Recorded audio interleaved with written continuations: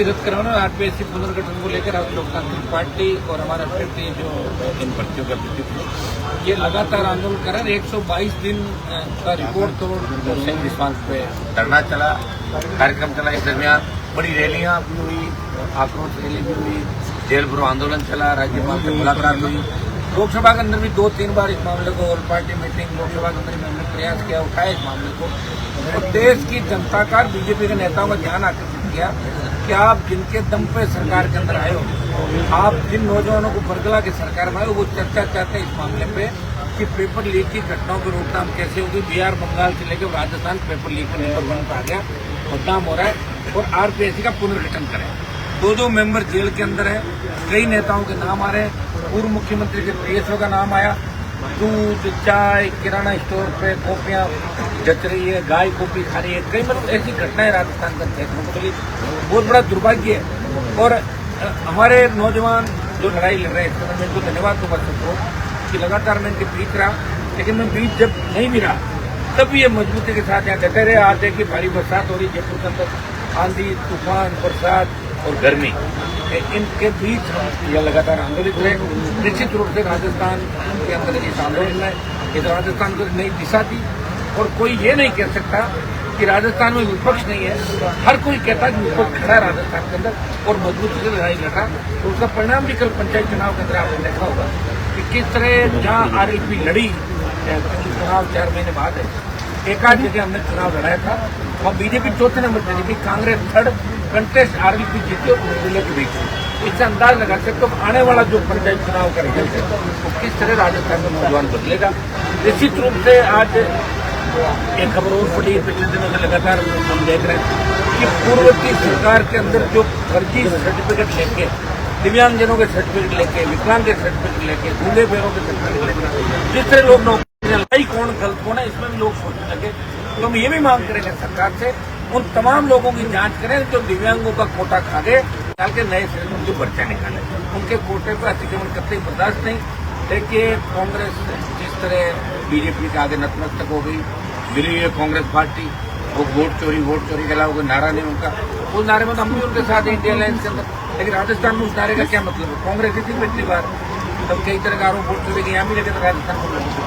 तो राजस्थान की जो घटना है उसमें कांग्रेस को आपने देखा होगा, झालावाड़ के अंदर स्कूल के अंदर जिस तरह हमारे बच्चे शहीद हो गए एक तरीके से, इसकी सिस्टम की जो सिस्टम है उसकी सिस्टम की बदमाशी, सिस्टम की निष्क्रियता है, इसकी वजह से बड़ी चढ़ गए बच्चे साथ हमारे और 30 बच्चे इंजर्ड हुए। और उसके बाद भी जैसलमेर में घटना हुई, 1-2-3 दिन पहले एक घटना हो गई या फिर इस तरह की घटना हुई बच्चों को, उसमें भी कांग्रेस पार्टी नहीं बोल रही। कांग्रेस के 8 एमपी दिल्ली के अंदर बैठे हैं, एक एमपी ने अगर झालावाड़ के बच्चों की मौत के मामले में कोई मामला उठाया और यहाँ जाके प्रदर्शन किया, मुझे नाम बताओ कांग्रेस झूठ नहीं था। सिवाय इस चीज का इंतजार करना कि सरकार हमारी आएगी, हम मुख्यमंत्री के दावेदार हैं। सचिन पायलट कह रहा मैं गांधी परिवार के खास हूँ, गहलोत कह रहा जब तक सोनिया बैठी है मेरा कोई वहां से हिला नहीं सकता, तीसरा कोई और कहता है। तो इनको कोई मतलब नहीं, कांग्रेस को मतलब है सत्ता में कैसा है। और बीजेपी के अंदर हमारे इस आंदोलन से एक फायदा हुआ कि भजन लाल जी के इर्द गिर्द जो चोर थे उनमें 70% चोरों ने हमने सफाई करा दी, भगा दिए, लेकिन 30% लोग अभी भी बैठे हैं। और हम दिल्ली के अंदर इतना काम तो करके आए, आप भी जानते हो कि निश्चित रूप से राजस्थान को रात जैसे बने बदमाशों से कैरत से रात मिले, कम से कम सीएम के इर्द गिर्द के लोग बदमाशी नहीं करे। हमारा प्रयास पूरा रहेगा। देखिए लगातार लगे में और भी मुद्दे जहाँ भी हो रहे हैं, मैं तो जा रहा हूँ बाड़मेर से लेकर तमाम जगह पार्लियामेंट में भी जा रहा हूँ, वहाँ भी नारे लगा रहा हूँ इंडिया अलायंस के साथ। यहाँ इनके दोनों पार्टियों के जो कर्म है राजस्थान के अंदर, इनकी कमी नहीं, क्योंकि ऐसा ही पट्टी का जो आंदोलन है दिल्ली कूच का हमने कमिटमेंट किया था, हाईकोर्ट के अंदर मामला पेंडिंग है। जिस दिन हाईकोर्ट का फैसला हो जाएगा उससे अगले दिन हम कूच का ऐलान करते हैं कि उस कूच में अग्निवीर भी शामिल लेकर 1 लाख से ज्यादा नौजवान।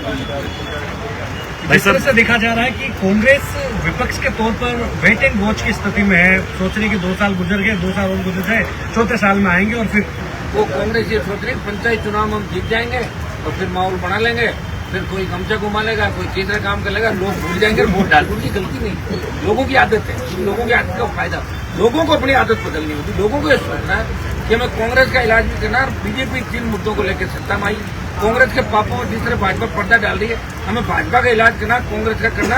हरियाणा, उत्तर प्रदेश, बिहार, झारखंड, दूसरे बंगाल, इन प्रदेशों की तरफ से हमें भी तीसरी ताकत राजस्थान में खड़ी करनी है। तब हमारे बच्चों का भविष्य सुरक्षित रहेगा, तब कोई अबला नारी की चीख पुकार राजस्थान में नहीं होगी, तब राजस्थान में बेरोजगार चेतंग आके कोई नौजवान आत्महत्या नहीं करेगा। ऐसा राजस्थान की जब किसान को कर्जे के बोझ के खिलाफ आत्महत्या नहीं करनी पड़े, जहाँ कोई व्यक्ति थाने तहसील कचहरी में जाए, उसका मान और सम्मान हो, मजबूत लोकायुक्त हो, भ्रष्टाचार अगर मुख्यमंत्री करे, मंत्री करे, उनके खिलाफ भी जांच होगी, सलाखों को पीछे करें। ऐसा राजस्थान नौजवान ला सकते हैं। और नौजवानों से बार बार यही कह रहा हूँ, मुझे लड़ते लड़ते 20-25 साल हो गए, अब तो नौजवान समझेगा। 28 में निश्चित रूप से नौजवान समझेगा। पंचायत चुनाव में तो दोनों पार्टियों की लड़क निकाल देगा नौजवान, लेकिन पंचायत चुनाव में लड़क निकालने के बाद मेन हमारा 28 का रहेगा। तो 28 के अंदर दोनों पार्टियों को घर बिठा के नई ताकत खड़ी करनी। ठीक है, कांग्रेस बीजेपी के खिलाफ जितने भी दल हैं उनके साथ हम नई बैठ के करके आगामी दिनों हमारी रैलियां भी आपको नजर आएगी। कई भारतीय आदिवासी पार्टी है, कई दूसरी पार्टियां, हम मिलके इन नौजवानों को एक नई दिशा देने का काम करें। भाई साहब, ये छात्र संघ चुनाव है, उसको लेकर कोर्ट के अंदर भी सुनवाई हो रही है। छात्र संघ चुनाव का तो मुद्दा ही आरएलपी का था। तब यहाँ कमिश्नरेट में राजेंद्र यादव आए थे, मंत्री अशोक गहलोत ने भेजा और राजेंद्र यादव ने कमिटमेंट किया कि हम घोषणा कर रहे हैं। उन्होंने घोषणा नहीं की, कांग्रेस ने चुनाव बंद कराया, उससे पहले वसुंधरा जी ने बंद कराया। पिछली बार बीजेपी कहाँ थी, पिछली बार कांग्रेस पार्टी कहाँ थी, एनएसयूआई पहले कहाँ थी, एबीपी पहले कहाँ थी। हनुमान बेनीवाल लड़ रहा था पूरे राजस्थान के अंदर, यहाँ खाली एक डेमो देने नहीं आया था। कुछ कांग्रेस के 2015 लोग आए, बोले थे आपको 4 करोड़ खबर चल जाएगी, उसके लिए हम नहीं आए। 12 रैली करी राजस्थान में और विद्याधर नगर स्टेडियम में बड़ी रैली करी। 1.5 महीना मैंने छात्र चुनाव को लेकर दिया और हमेशा छात्र चुनाव का हम पक्ष में रहे। अब ये लोग सिर्फ पॉलिटिकल बेनिफिट के लिए अपने संगठनों से कुछ बयान दिलाते और मुझे तो इस बात में मैं सोचता हूँ कि सचिन पायलट, अशोक गहलोत जैसे लोग छात्र चुनाव की बात करा रहे हैं। जब आपने बंद किए उस समय क्यों किए बंद चालू करा देते, आप अपने 4 आदमी धरने में बैठ के वैसे करा देते। लेकिन राजस्थान के लोग भूल जाते हैं, इनको पता है कि नई बात 9 दिन ये कुछ भी करो लोग भूल जाएंगे और वोट हमें ही देंगे। तो हमारे पास संगठन है, पैसा है, ताकत है, लूट खसोट किया हुआ, इकट्ठा किया हुआ संसाधन है, तो दूसरी पार्टियां हमारे साथ पैसे में टिकेगी नहीं, इसलिए हमें आने वापस। लोगों की आदत है, नई बात 2 दिन फिर आगे हम लोग, फिर आगे हम लोग, इसी तरह चल रहा है राजस्थान में।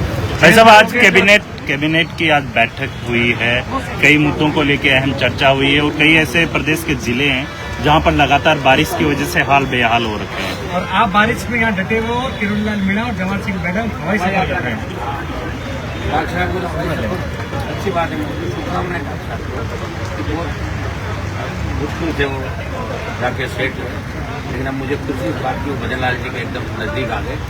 मैडम भजन लाल जी, डॉक्टर साहब सब मिलकर राजस्थान को आगे ले जाने का प्रयास करें। डॉक्टर साहब की शुरू से आदत रही, लास्ट उनका लक्ष्य रहता है, लक्ष्य को पार पा लेते हैं। अभी अपना लक्ष्य उनका इतना ही है, ये मुख्यमंत्री हेलीकॉप्टर हवाई यात्राएं करना, उनके साथ रहना, फिर नहीं हो तो छोड़ के आ जाना और फिर वहीं चले जाना। उनमें और मेरे में इस बात का अंतर रहेगा। हम लड़ते नहीं, और लड़ते तो पीछे नहीं हटते थे, जान चली जाए तो कह दिया वो करते हैं। तो इसीलिए देश के अंदर राजस्थान को एक नई पहचान दिलाने का प्रयास हम लोग करें, चाहे अग्निवीर हो, किसान आंदोलन हो, पहलवान बेटियां हो, कई दूसरे मामले, हनुमान बेनीवाल और राष्ट्रीय लोकतांत्रिक पार्टी पूरे देश के अंदर मजबूत से लड़ाई लड़ रहा है। आपका एक बयान चर्चा में है कि जेल जाओगे तो नेता बनोगे। कई लोग जेल से डर जाता है ना, तो पुलिस पकड़ लेगी, ये होगा। तो वो जेल जाए और जेल जाने से नेता बनेगा, सिर्फ जेल है। और लोकतंत्र के अंदर अगर लोकतांत्रिक मूल्यों की रक्षा के आप जेल जाओ तो सरकार के खिलाफ बोलो नहीं, डर के बैठे हो तो कौन मानेगा। जैसे भगत सिंह जी और ये सोच लेते हैं कि हम लड़ेंगे तो फांसी भी चल जाएंगे, तो देश आजाद कैसे होगा। तो हमें जेल भी जाना होगा, लेकिन जेल गलत कर्म करके मत जाओ, जेल संघर्ष करते जाओ, अच्छे काम करते जाओ। हमें तो सजा भी हुई थी, फिर भी हम डटे रहे। हाईकोर्ट ने बरी किया हमारे को, उसके बाद हम आपके बीच में भाई साहब, जो कानूनी देखिए अच्छी बात है, सही है, सुनी मेरी बात, ये बिल्कुल सही है। लेकिन एक जो पहले से सुप्रीम कोर्ट और देश के संविधान के अंदर जो अमेंडमेंट किया था कि 2 साल की जिसको सजा हुई है वो चुनाव नहीं लड़ सकता, वो गलत है, उसमें अमेंडमेंट की आवश्यकता है। उस दिन बहस नहीं हुई लोकसभा के अंदर, क्योंकि हम सब विपक्ष वाले हल्ले कर रहे थे, तो शोरगुल के अंदर विधेयक पारित हुआ। आपको पहले अगर कोई व्यक्ति लड़ाई लड़ रहा है लोकतंत्र में, रास्ता रोक रहा है, किसी को न्याय दिलाने लड़ रहा है और उसको आप 350 और 32-53 में मुकदमा दर्ज कराओ, 3 साल की सजा करा दोगे और सजा होगी तो चुनाव नहीं लड़ पाएगा। ये तो अन्याय है। सजा उन मामलों में होनी चाहिए कि कोई भ्रष्टाचारी हो, किसका चरित्र हनन हो, ऐसे मामले फ्रॉड हो, उसमें अगर सजा हो, वो चुनाव नहीं लड़ पाए ठीक है, लेकिन आंदोलन करते हुए किसी को सजा हो जाए और वो चुनाव नहीं लड़ पाए, ये हमारे संविधान के अंदर जो अधिकार हमें दिया उसका हनन है। इसको लेकर हम सरकार से बार बार मांग करते हैं, जिसमें भी अमेंडमेंट की आवश्यकता है कि 2-3 साल की सजा किस मामले में, सजा का नेचर देखें कि अगर सजा भ्रष्टाचार के अंदर है, कोई चरित्र हनन है, कोई फ्रॉड है, कोई ऑनलाइन गेमिंग कर रहा है या जुआ सट्टा, तो ऐसे लोगों को उससे रोको।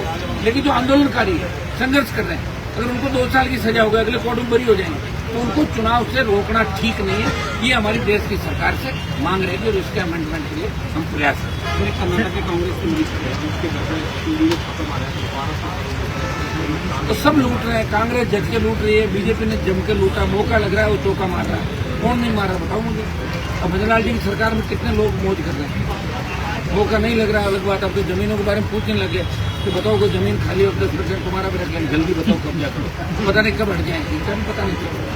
तो जो इनाम जो पट्टी देते ना भाई 1000 दे और ये पाओ, वो बीमारी बताओ और उसमें इतना पैसा पाओ, ऐसा एक पहले चले थे कई सरकारों के अंदर, जब ये चेचक थी कि चेचक बताओ कितने पैसे पाओ, टीबी बताओ ये पाओ, वो बताओ ये पाओ, तो अब जमीन बताओ 10% पाओ और ले लो, हाथ हाथ कब्जे करवा देंगे।